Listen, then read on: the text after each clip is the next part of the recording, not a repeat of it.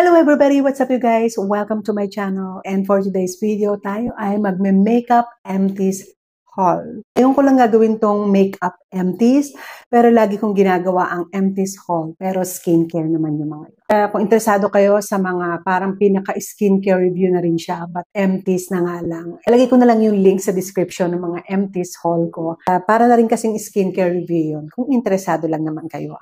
Check the description below. So, and mag-proceed na tayo sa ating makeup empties haul. And kaya lang ang hindi ko nagustuhan sa kanyang applique dulo niya, wala na masyadong results. Tapos, andito yung mga ang tipid-tipid niya gamitin hanggang sa inabot na ako ng export. Ang pandemic, sa naman ako magpupo. Yep. Pero, bibili.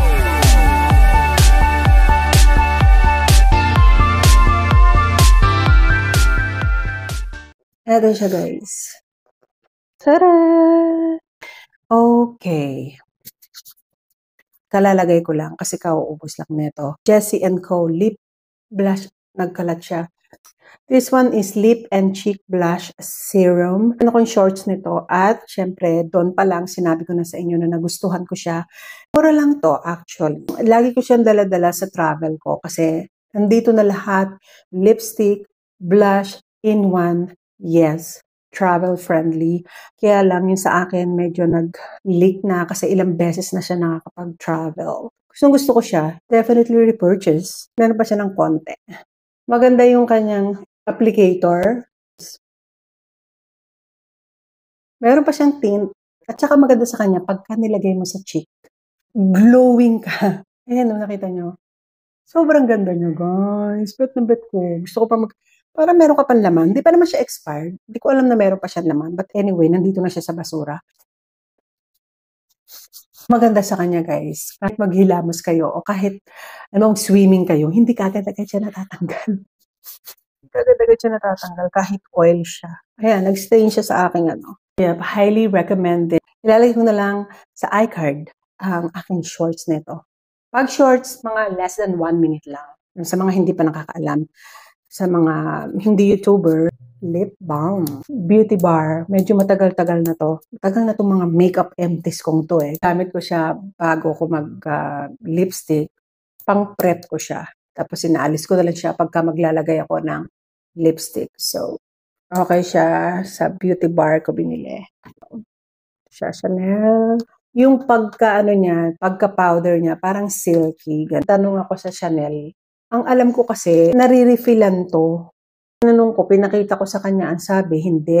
Maganda yung packaging niya, kaya hindi ko siya mapakawalan. May kamahalan to, kaya hindi ko marirecommend. Sa mga kayang bumili, push ang Chanel, maganda naman. Pati ang kanilang packaging, may pouch pa.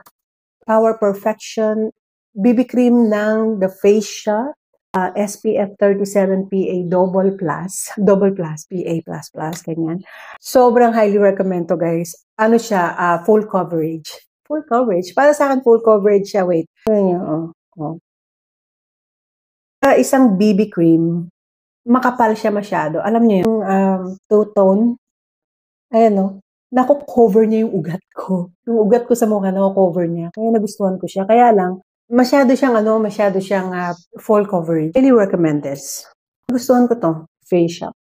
Medyo marami pa siyang laman kasi nga ang tipid-tipid niya gamitin hanggang sa inabot na ako ng expiration date, guys. Highly recommend this.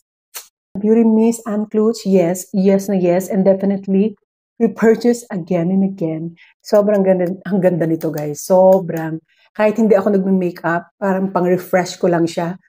Binibigyan niya ako ng glow pagka nag-spray ako. So, hindi lang siya pang set ng makeup, kundi pang face mist siya. Yun ang ginagawa ko sa kanya. Definitely, repurchase ang Clothes. Lux Organics nga pala yun, guys. Revlon Color Stay Powder. Okay siya. Nag-purchase ako ng foundation na to eh. Ewan ko kung nandito. Okay na okay siya. Lalo na pagka nag-partner kayo ng kanilang foundation. Clinique Zero. Naman na gustong-gusto ko tong makeup remover na to. Cleansing balm. Nabiak siya. Kasi dala-dala ko palagi siya sa travel. Nabiak siya guys. Nabiak. Highly recommend Vanilla ko cleansing balm. At itong pink yata, ito yung for all skin types nila. Meron sila mga ibang variants na for sensitive skin, ganyan. Maybelline Last Sensational Mascara. Okay naman siya. Alam niyo naman, basta Maybelline, okay na okay ang mascara ng Maybelline. Yung applicator niya, lagi niya napopoke yung mata ko. Pero okay siya.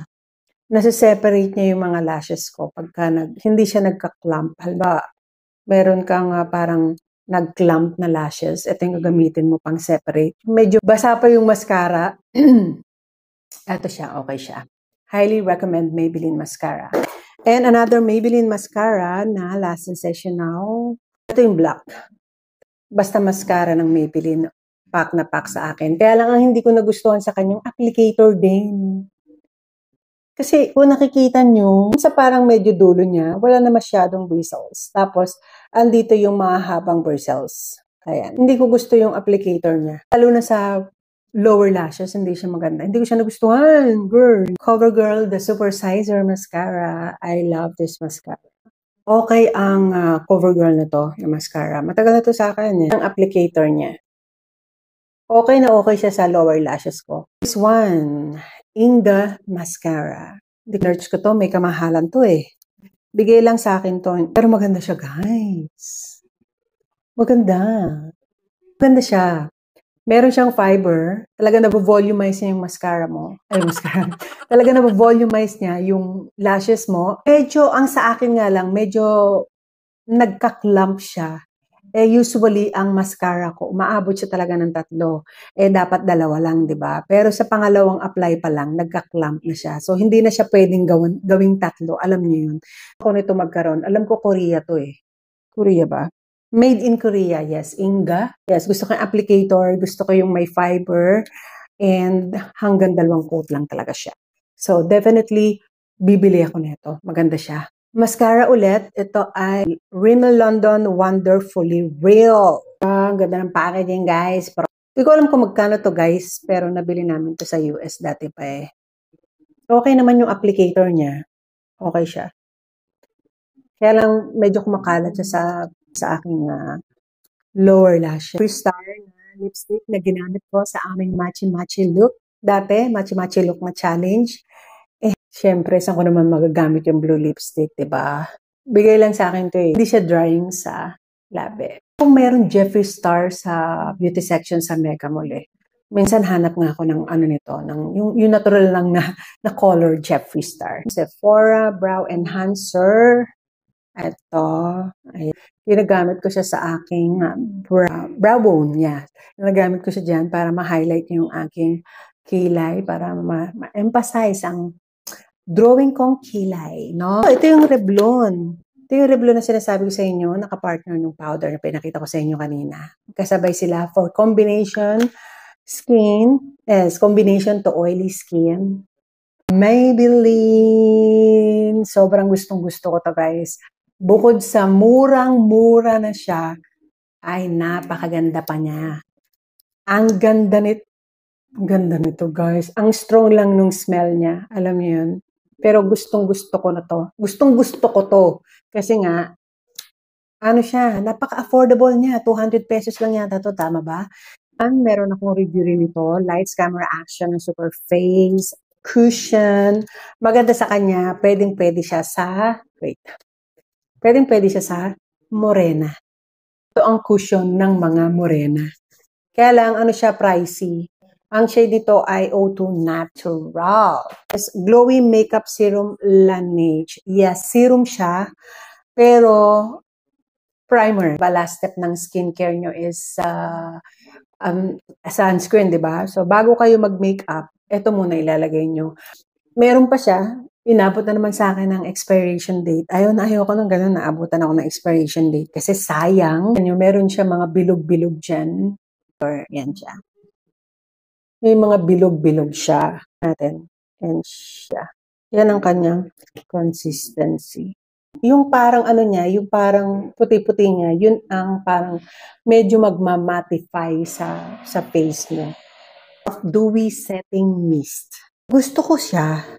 Setting spray. Pero masyadong matapang yung pagka-coconut niya. Ano siya hydrating setting spray. Dewy setting mist ang nakalagay. Amoy na amoy nyog, amoy na amoy coconut. Kung bibili pa ako,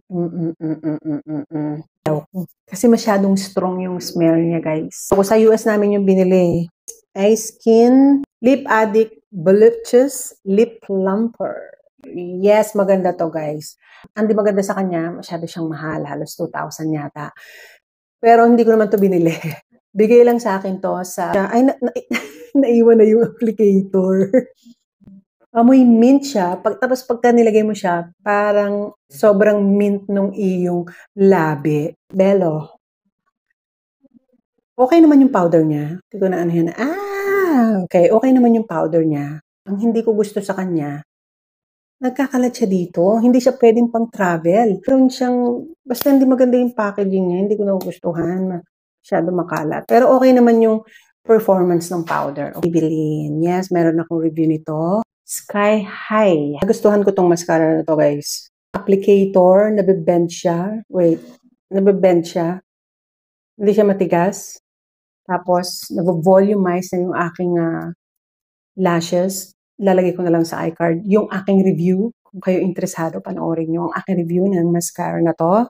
Brow Artist Chisel Straightly by L'Oreal. Tadaan! Hindi ko siya masyado nagustuhan. Foot applicator. Parang hindi kami nagkakasundo. Hindi ko siya masyadong gusto. Siguro para lang sa mga makakapalang kilay, no? Kasi wala naman ako masyadong kilay. Manipis lang yung kilay ko. Tapos every time na ginagamit ko yung parang mascara niya, dumidikit yung, basta ganun. Basta ganitong doe foot applicator ng pangkilay. Hindi po pwede sa akin. Maybelline, the Falsies Lash Lift.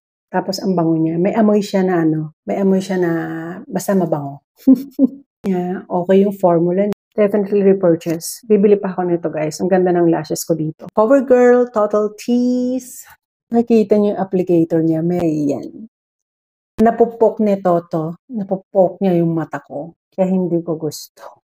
Mga mahabang lashes lang to eh. Lipstick ng Ofra. Okay naman siya, kaya lang inabot na sa akin ng expiration date. Bigay lang sa akin ng Glamour Box. Guys, hindi ko siya masyado nagamit. Andun pa rin yung amoy niya, ha? Ito siya, oh. May pagka siya, may pagka matte. Hindi siya natatanggal. Juicy pang mousse tint. Mouse tuloy. Ito, guys, bet na bet ko to.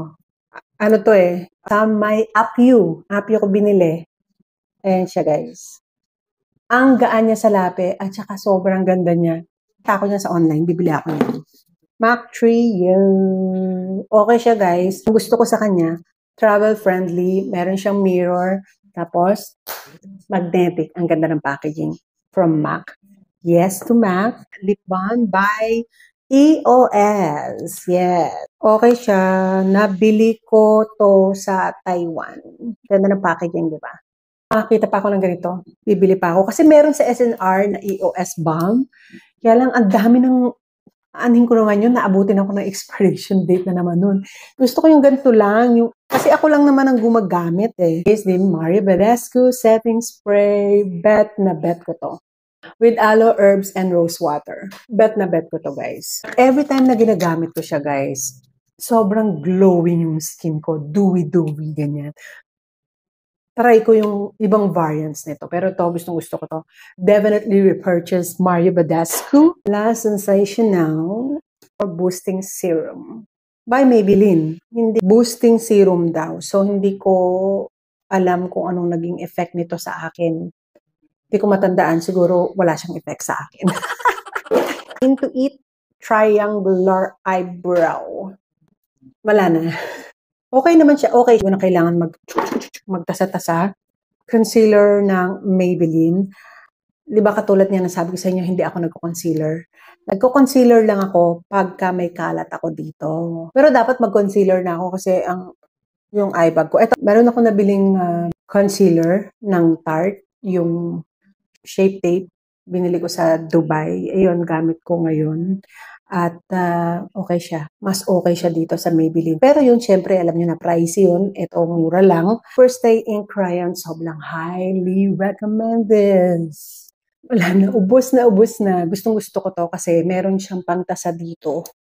Ayan, no? Ito yung binibili ko sa nanay ko eh. Gustong gusto niya. Bet na bet. Ayaw niya na sa bullet type. Mix. Pink na pink. Sobrang ganda nito guys.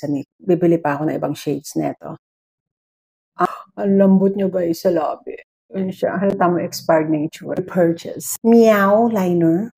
Two-way eyeliner. Meaning, meron siya sa, yan ang ayoko dyan.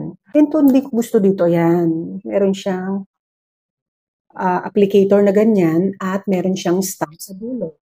Yan. Gusto ko siya kasi napaka-easy lang maglagay ng liner kasi mag-stamp ka na and then gamitin mo yung liner, pwede na. Definitely repurchase at saka baka hindi itong brand na to. Ito ay Skin Potion. Marami nagbebenta ng klaseng ganito at mas mura kaysa sa Skin Potion. So, try ko rin yun. Lot liner. Naabutan siya sa akin na expired. Halata mo expired. Hindi ako nakabili nung kanilang, meron silang pinapatak dito para maging okay daw. Wala nang Inglot sa Mega Mall. Sa Mega Mall ko ito binili eh.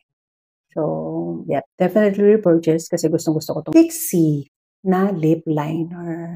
Hindi ko siya nagustuhan kasi kanyang shade ay masyadong nude. Masyado siyang parang nude sa akin eh. Parang hindi magkatugma yung aming Ayan, marami na akong hindi ko siya gusto. Free lang naman sa akin ito ng Pixie. Ng Glamour Box. So, hindi lang ako masyadong fan ng nude lipstick. K-Palette. One Day Tattoo Lasting 3-Way Eyebrow Pencil. Gusto ko ang K-Palette, guys. Lahat ng K-Palette. Bet na bet ko. Meron siya ditong pang blend and then meron siyang pencil dyan. Definitely repurchase at highly recommend ko ang K-Palette. Kaya lang, ang sabi nga nila, medyo may kamahalan daw kasi konti lang daw ang laman. Maybelline Everlasting Gel XXS. Yes. Ito maganda siya guys. Sobrang slim at ginagawa ko siyang pang tight line. Sobrang ganda nito guys. Definitely bibili ako nito pag nakita ko siya. Pwede talaga siya sa tight line. Sobrang perfect. Maybelline, marami akong gusto talaga. Brow mascara. Ito yung sinasabi ko. Yung brow mascara na to, hindi ko siya gusto, guys. Buo-buo. Bagong bili ko pa lang to. Hindi ko na siya gusto. Kasi nung ginamit ko siya sa kilay kong manipis, hindi ko siya gusto. Come on. Nagbubuo-buo siya. Itong brand, BB Advance. Yes, sinubukan ko lang siya. Everbelena. Mura naman siya. Sally Hansen No More Mistakes. Manicure Cleanup Pen. Hindi ko siya nagustuhan kasi tapos every time na may mistake ako sa aking nails, tapos nililinis niya, di ba? Tapos hindi naman siya nalilinis, kaya hindi ko siya nagustuhan. Siya masyadong gusto at saka mahal. Sally Hansen, mahal ang Sally Hansen. Orly Nail Polish. At meron akong gustong-gustong color sa Orly. Ito ay red carpet. Sobrang gusto ko to. Kahit paulit-ulit ko siyang gamitin, sobrang gusto ko siya. Meron siya may pagka-glitter ng pinong-pino. Tapos, kulay red. Sobrang landi ng red niya, guys. And sa paa, sobrang gumaganda yung paa ko dito sa nail polish na to. Sa red carpet na to. Definitely purchase by Orly. And this one is also maganda. Okay naman siya, pero mas bet ko to. Red carpet. Ito ay Ignite. Ignite and red carpet. Kung gusto niyo gumanda, tingnan na ang paa nyo. Orly, highly recommend ang Orly, pati ang OPI. This one, Real Techniques Brush Cleansing Gel. Okay naman siya, kaya lang, mas marami panglinis na mga brushes na dyan at saka sponge. Johnson's shampoo, yon pwede yon. Kasi ito, kumibili ka pa nito, tapos ano siya, 150 ml lang. Medyo may kamahalan kaabutin. So, pwede ka namang mag-bar soap lang, like Safeguard, yan. Pwede yan kung talagang low budget ka talaga. Pero kung may budget ka naman, okay din naman ang Real Techniques Brush cleansing gel. So to guys, this one is the Neutrogena Hydro Boost Cleanser Water Gel. Highly recommend Neutrogena Cleansing Gel. Sobrang okay siya. Effectively cleanses, removes makeup, boosts skin's hydration, hyaluronic acid. Bet na bet ko to guys. Meron akong bago doon. Ito naubos na nga. And highly recommend this. Hindi nagda-dry ang face. So, hello Neutrogena. Gustong gusto ko to. And yun lang ang ating empty.